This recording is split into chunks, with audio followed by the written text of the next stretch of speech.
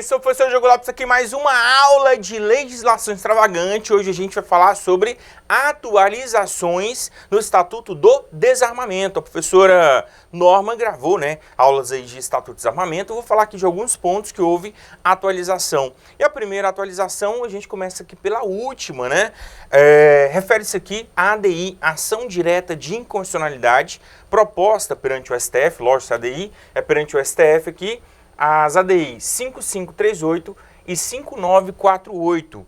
E qual que é o objetivo, qual que é o objeto dessas duas ações ali do controle concentrado e abstrato de constitucionalidade? Muito bem, o objetivo é declarar as expressões lá do artigo 6º, que trata do porte de arma funcional das guardas municipais. Declarar inconstitucional o quê? A expressão de capitais e nos municípios com mais de 500 mil habitantes, e também declarar inconstitucional o inciso 4. O inciso 4 que tratava dos municípios com mais de 50 mil habitantes até 500 mil habitantes durante o serviço. Então, qual é o objetivo aqui dessas ações? Isso, muito bem, garantir o princípio da isonomia em relação a todas as guardas municipais do país. Então, o que aconteceu aqui com essas duas ADIs? O STF, o Supremo Tribunal Federal, declarou inconstitucional. O que ele declarou inconstitucional? Isso, muito bem. No inciso 3 do artigo 6º, então no artigo 6º, inciso 3 do Estatuto de Desarmamento aqui, o que o STF declarou? Ele declarou inconstitucional as expressões, declarou que inconstitucional as expressões de capitais, dos municípios de capitais e com mais de 500 mil habitantes, tá? Então, com mais de 500 mil habitantes. Por que ele declarou inconstitucional? Porque viola o princípio da isonomia, fazer a distinção dos municípios de capitais e com mais de 500 mil habitantes, e também declarou aqui inconstitucional. O que ele declarou inconstitucional? Isso, o artigo 6º, inciso 4 do Estatuto do Desarmamento, que tratava dos municípios com menos de 500 mil e acima de 50 mil habitantes. Então, este dispositivo aqui também foi declarado o quê? Inconstitucional, e aqui as expressões. Então, como que ficou de acordo com a orientação do STF? A professora Norma, ela tinha dito que essas expressões estavam o quê? Suspensas. Hoje, no julgamento do mérito, a partir de que dia? A partir do dia 1º de março de 2021, o STF reconheceu no mérito a inconstitucionalidade, e agora com efeito erga omnes, a inconstitucionalidade dessas expressões do inciso 4. Então, quem é que tem porte de arma hoje no âmbito das guardas municipais? Todas as guardas municipais possuem porte de arma dentro e fora do serviço, lógico, limitada à circunscrição do município, não é no âmbito nacional. Então, pelo princípio da isonomia, todas as guardas municipais do país, de municípios pequenos, grandes e de capitais, a gente vai verificar aqui o quê? O porte de arma dentro e fora do serviço, lógico, limitado à circunscrição do município, belezinha? Então, essa primeira atualização, que é o reconhecimento do mérito da inconstitucionalidade das expressões do inciso 3 e também o próprio inciso 4, que tratava dos municípios com menos de 500 mil habitantes, belezinha? Bem, hoje então todos, município que tem guarda municipal e tenha 10 mil habitantes, tem porte de arma? A guarda municipal? Sim, dentro e fora do serviço, dentro do município, belezinha? A segunda atualização, que as demais atualizações, na verdade, vieram com um pacote o quê? Anticrime. Vamos lá? Então, vamos falar aqui da qualificadora do artigo 16. O artigo 16, que trata do crime de posse ou porte ilegal de arma de fogo de uso restrito, o nome do tipo penal permaneceu o mesmo, tá? Então, é posse ou porte ilegal de arma de fogo de uso o quê? Restrito. Aqui do artigo 16, beleza? Qual que é a primeira mudança? No caput do artigo 16, a gente tinha como objeto material a arma de fogo de uso o quê? Proibido. Então, tinha de uso restrito e proibido no caput. O que o pacote anticrime fez? Ele criou aqui, o parágrafo 2º ao artigo 16, o parágrafo único foi transformado em parágrafo 1º e o parágrafo 2º trouxe para a gente uma circunstância qualificadora, tá? Essa circunstância qualificadora incide quando? Quando o objeto material da conduta, aqui previsto no artigo 16, for o quê? Arma de fogo de uso o quê? Proibido. De uso proibido. Uso proibido, beleza? Então, olha, se for de uso restrito, a gente continua a aplicar o caput do artigo 16, belezinha?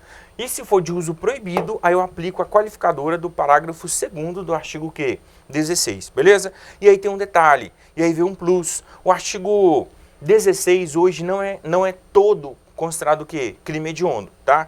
Antes do pacote anticrime, todo o artigo 16, referente à arma de fogo de uso restrito ou proibido, eram considerados o quê? Crime hediondo. Hoje não. Hoje só é considerado crime hediondo se a gente verificar aqui se tratar de objeto material de uso o quê? Proibido. Então só é crime hediondo se for objeto material aqui relacionado ao quê? Arma de fogo de uso proibido. Então esse aqui é considerado crime hediondo, tá? Crime hediondo, belezinha? Então, o que é considerado crime hediondo? Somente o artigo 16 relacionado a uso o quê? Proibido. Então, vai uma observação muito importante, super recente, vai aparecer na sua prova, tá? Qual que é a informação importante aqui? Isso, muito bem. Anote aí no seu material, de acordo com o STJ, o porte ou posse ilegal de arma de fogo de uso permitido com numeração raspada, configura o crime do artigo 16, professor, mas aí não mudou nada. Pois é, configura o crime do artigo 16, vírgula, o qual não é considerado crime hediondo. Então, olha, se for de uso permitido, como numeração raspada, aí é o crime do artigo 16, belezinha? Mas não é mais considerado o quê? Crime hediondo, belezinha? Só se for de uso proibido mesmo, fechou? Tamo junto? Próxima mudança aqui. Foi no crime de comércio ilegal de arma de fogo, tá? O crime já existia, então a primeira mudança que a gente visualiza aqui é a pena. A pena foi elevada, né? Então a pena passou a ser agora de reclusão de 6 a 12 anos. Quanto? 6 a 12 anos. Então o comércio hoje, né, pelo princípio da proporcionalidade, tem uma pena bem maior do que o artigo 16, tá? Então, a pena é de 12 a 16. Inclusive, é até maior se você comparar aqui, em relação à pena mínima, do que a figura qualificadora do artigo 16 do parágrafo 2º hoje, tá? Que é considerado o quê? Crime hediondo, belezinha? Então, essa primeira mudança, a pena foi elevada. Segunda mudança, a lei de crimes hediondos considerou o comércio aqui o quê? Crime hediondo. Pessoal, era uma desproporção muito grande. A pena era menor, então era bem parecida aqui ao artigo 16, né? A pena era menor. Ocorre que, se eu portasse ou possuísse uma arma de fogo de uso restrito ou proibido, eu responderia pelo crime do artigo 16 e era considerado crime hediondo, belezinha? Tanto restrito quanto proibido, beleza? E se eu comercializasse arma de fogo de uso restrito ou proibido e não possuísse, não configurava o crime do artigo 16, aí eu responderia pelo 17, que não era considerado crime hediondo, tá? Hoje não, hoje qualquer comércio ilegal de arma de fogo, tá? Tanto de uso permitido quanto de uso restrito, ou de uso proibido aqui, é considerado o quê? Crime hediondo. Então foi inovação aqui, muito importante, porque é o comércio de arma de fogo ilegal que dá ensejo, né, a criminalização armada, belezinha? Então, o comércio é considerado hoje o quê? Crime hediondo e a pena foi elevada. Duas alterações aqui importantes. O artigo 17 também teve uma inserção lá que não foi assim de grande relevância, já era assim, continua assim. Ocorre que, antigamente, a jurisprudência aplicava dessa maneira. Hoje tem previsão expressa, que é o flagrante provocado. A possibilidade aqui do flagrante provocado ser considerado o quê? Legal, lícito, professor, mas o flagrante provocado, ele é ilícito. Então, se o policial, por exemplo, ele provocar a conduta e ele mesmo impede a consumação, neste caso, vai configurar o quê? Crime impossível por obra do agente o quê? Provocador. Pois é, meu querido, mas se o policial ele disfarçado ali na investigação, ele provocar a conduta, em relação à conduta provocada realmente não será lícita que a prisão, belezinha? Então, a conduta objeto da provocação não será punida pelo Estado, pelo direito penal. Então tem que ter provas aqui razoáveis de condutas o quê? Pré-existentes que já haviam o quê? Consumado, tá? Aquelas condutas permanentes, desde que haja prova dessa consumação pretérita, aí o agente do crime, né, de comércio ilegal, ele não vai responder pela venda, não vai responder pela entrega, mas ele responde por condutas o quê? Pré-existente, belezinha? Então é possível aqui a licitude, a legalização aqui do flagrante provocado em relação, então, ó, licitude de que? Condutas pré-existentes, fechou? Belezinha? Então tem que haver provas da licitude aqui de condutas pré-existentes, beleza? Eu pergunto, quem é que vai incorrer aqui como agente provocador? É o policial disfarçado, tá? Policial disfarçado. E quais são as condutas que ele vai provocar aqui? Ele vai provocar a venda ou entrega, tá? Entrega. E pela venda ou entrega, não é possível aqui a punição do comerciante, belezinha? Do comerciante ilegal aqui de arma de fogo. Mas é possível ele ser punido em razão de condutas o quê? Pré-existentes, desde que haja aqui esses elementos probatórios, né, que demonstram essas condutas pré-existentes já haviam sido o quê? Consumadas, beleza? A gente continua a aplicar aqui o aumento de pena de metade, se tratar de arma de fogo de uso o quê? Restrito ou proibido. Então a pena vai ser aumentada de metade se tratar de arma de fogo de uso restrito ou proibido, beleza? Então se tratar aqui de comércio ilegal de arma de fogo de uso restrito ou proibido, configura o mesmo artigo 17, ocorre que agora a gente tem um aumento de pena de metade, belezinha? Bem, então esse aumento de pena já existia, só para deixar claro aqui que o aumento de pena continuou, beleza? Então a pena aqui de 6 a 12 anos é para arma de fogo de uso permitido. Se for de uso restrito ou proibido, aí continua a ser essa pena, só que o aumento de pena agora é de metade, belezinha? E o flagrante provocado aqui, ele pode ser considerado o que? Lícito se houver a consumação pretérita. Tamo junto? Bem, vamos lá, tráfico agora internacional, outra mudança aqui que a gente visualizou. E a primeira mudança aqui no tráfico internacional relaciona-se à pena. A pena aqui, ó, ela foi consertada, né, em observância ao princípio da proporcionalidade. Então a pena hoje do tráfico internacional é de 8 a 16 anos, porque a conduta é muito mais grave. Cabe ressaltar que a qualificadora do artigo 16 não tem multa, ó, e o comércio e o tráfico tem multa combinada de forma o quê? Cumulativa, beleza? Então, outra mudança que houve e não era considerado crime hediondo, com o pacote anticrime, o tráfico internacional passou a ser considerado o quê? Crime hediondo. Então, aqui passou a ser considerado crime hediondo. Passou, então, a ser considerado crime hediondo. Só para a gente recapitular aqui de forma completa, né, quais são os crimes, então, do Estatuto de Desarmamento que são considerados crime hediondo? Somente o posse ou porte legal de arma de fogo de uso proibido, não de uso restrito, tá? Que mais? O comércio ilegal de arma de fogo e o tráfico internacional de arma de fogo, beleza? Somente esses hoje, no Estatuto de Desarmamento, são considerados o quê? Crime hediondo, beleza? Bem, então o tráfico internacional de arma de fogo é considerado o quê? Crime hediondo. Ressaltando aqui, né, conforme a professora Norma já falou, não basta a natureza da arma ser de caráter internacional. Tem que visualizar que a conduta é internacional para que a gente responda aqui por tráfico internacional de armas de fogo, beleza? Bem, a pena aqui relaciona-se ao quê? A uso permitido. Então é possível a gente incidir esse aumento de pena de metade se for de uso restrito ou proibido. É possível aqui também o flagrante provocado ser considerado o quê? Lícito. Então teve aqui a inserção também no artigo 18 do flagrante provocado, flagrante preparado, né?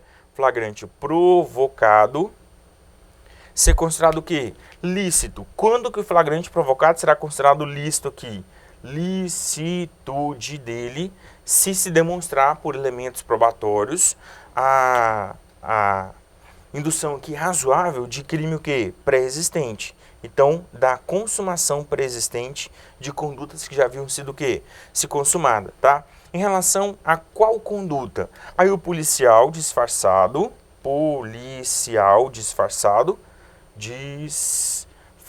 aqui, ele vai induzir, né, a venda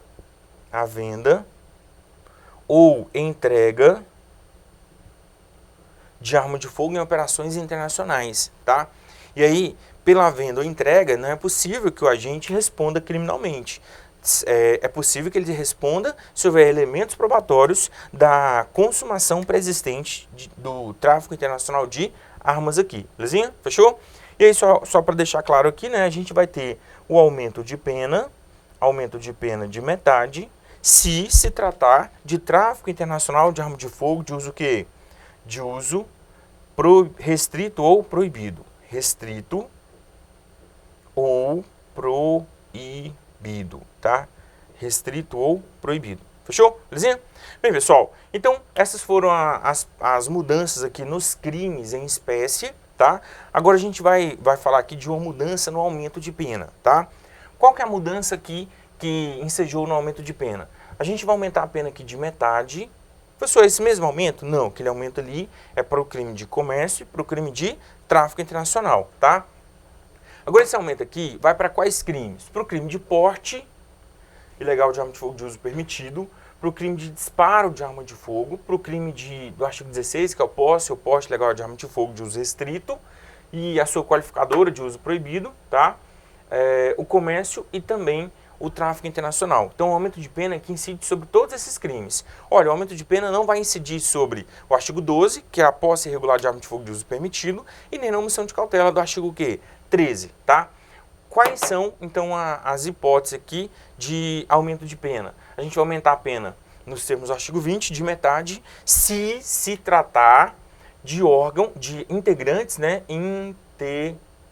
Integrantes de órgãos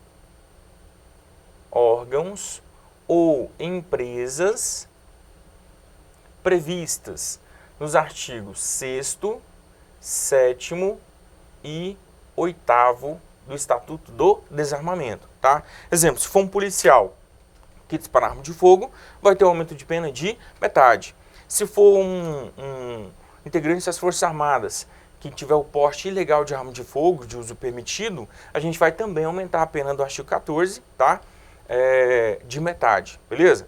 Professor, mas é bem compatível aqui, né? Pois é, mas se incorrer eventualmente no crime do artigo 14, é possível sim ter ali um aumento de pena de metade. Ou se for de uso proibido aqui ou restrito, também vai ter um aumento de pena de metade, o comércio ou o tráfico, belezinha? Fechou? Bem, pessoal, então essa primeira causa de aumento de pena. Professor, mas essa já existia. Pois é, já existia, né? Então, na verdade, a mudança vem na segunda aumento de pena, tá? Se a gente for o quê? Reincidente específico em crime dessa natureza. Reincidente específico em crime dessa natureza, tá? Em crime dessa natureza, beleza? Como assim reincidente específico em crime dessa natureza? Então ele já tem que ter sido condenado com trânsito em julgado anteriormente por algum desses crimes. Aí se ele praticar um novo crime, aí sim vamos ter o aumento de pena. E olha, aqui foi uma mudança muito drástica, porque em regra, se o agente é reincidente, a gente vai incidir uma circunstância o quê? Agravante, na segunda fase de aplicação de pena. Agora não. Neste caso, se houver reincidência específica em crime dessa natureza, é causa de aumento de pena, sendo aplicada aqui na terceira fase de aplicação de pena. Então, aumenta-se muito, inclusive pode extrapolar até os marcos penais, tá? Então, é uma causa aqui muito importante de aumento de pena e houve um tratamento aqui mais hard, bem mais hard, para quem pratica crime no Estatuto do Desarmamento ser considerado reincidente aqui, belezinha? Fechou? Então são essas causas de aumento de pena. Na verdade a inovação está aqui, ó, na possibilidade de ser considerado reincidente o quê? Específico, incidir o aumento de pena e não a mera circunstância o quê? Agravante, como a gente aplica nos demais crimes no direito brasileiro. Tamo junto? Agora, temos aqui no tópico 6 outra mudança. Na verdade, é uma mudança aqui que não foi assim tão drástica, não. Que é no caso de destinação prioritária, tá? Destinação aqui prioritária de armas apreendidas de tráfico de drogas. Então, se tratar de tráfico de drogas e do tráfico de drogas houver apreensão das armas, o juiz, no prazo de 48 horas, depois de juntar aos autos a desnecessidade da manutenção daquelas armas ali no processo, então ele vai entregar ao comando do Exército, que vai o quê? Fazer a distribuição a destruição ou a distribuição para os órgãos de segurança, tá? Só que deve se dar aqui uma destinação prioritária a órgãos de segurança pública,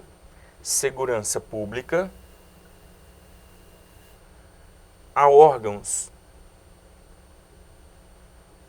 do sistema penitenciário,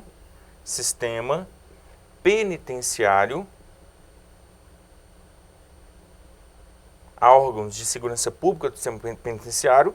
Cabe ressaltar que hoje, conforme a Constituição Federal, o sistema penitenciário faz parte da segurança pública. Então seria pleonasmo aqui colocar órgãos do sistema o quê? Penitenciário. Mas está lá no Estatuto de Desarmamento essa inserção aqui da destinação prioritária. Mas eu pergunto, é de qualquer órgão? Aqui não, tá? Destinação prioritária dos órgãos de segurança pública ou do sistema penitenciário da unidade da federação responsável pela apreensão. Responsável pela apreensão das armas, tá? A apreensão das armas. Então, se foi a Polícia Civil do Pernambuco que fez a apreensão, então a destinação será para a Polícia Civil do Pernambuco, tá? Preferencialmente, beleza? Se foi a Polícia Militar do Mato Grosso do Sul que fez a apreensão, então a destinação prioritária aqui é para a Polícia Militar do Mato Grosso do Sul, belezinha? Então a unidade da federação, se foi a Polícia Federal que fez a apreensão, então as armas serão destinadas aqui para a Polícia o quê? Federal, belezinha? Tamo junto? Fechou? Bem, pessoal, agora vamos falar aqui da última mudança aqui no Estatuto de Desarmamento, que é a criação de um Banco Nacional de perfis balísticos, tá? Banco Nacional de Perfis Balísticos, previsto aqui no artigo 34A do Estatuto de Desarmamento, é o Banco Nacional de Perfis Balísticos,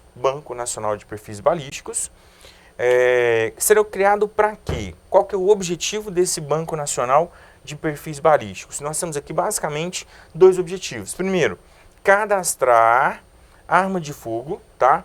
Cadastrar arma de fogo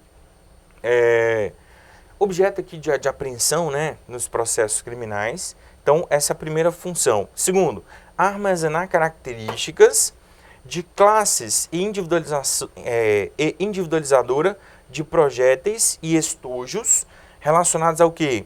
A deflagração, objeto de crime, tá? Relacionado aqui à deflagração.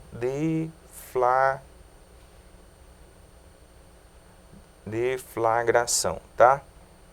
Então, aqueles estojos ou projetos que foram deflagrados, que foram objeto de perícia, vão fazer parte aqui desse armazenamento dessas características dessas armas, belezinha? Então, esses são os objetivos aqui do Banco Nacional de Perfis Balísticos. O que mais? A gente vai falar agora da Constituição. Ele é constituído por quais dados? Então, qual a constituição do banco de dados aqui?